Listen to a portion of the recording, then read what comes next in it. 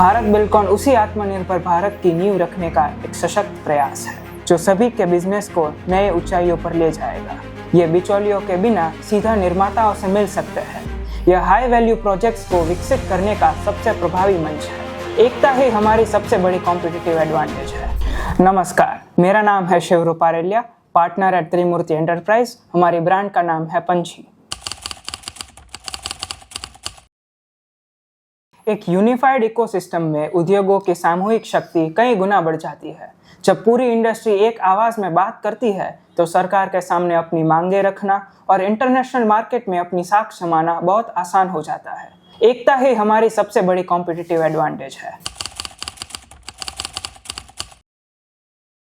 बड़े डेवलपर्स और OEMs के लिए यहाँ direct face to face business opportunities उपलब्ध है।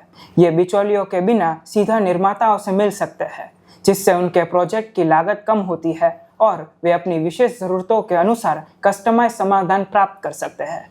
यह हाई वैल्यू प्रोजेक्ट्स को विकसित करने का सबसे प्रभावी मंच है।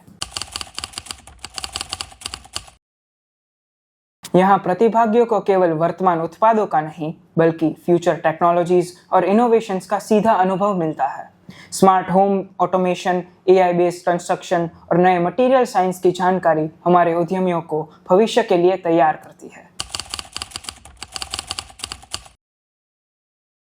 हमारा अंतिम लक्ष्य भारत को दुनिया का सबसे बड़ा ग्लोबल सोर्सिंग और मैन्युफैक्चरिंग हब बनाना है।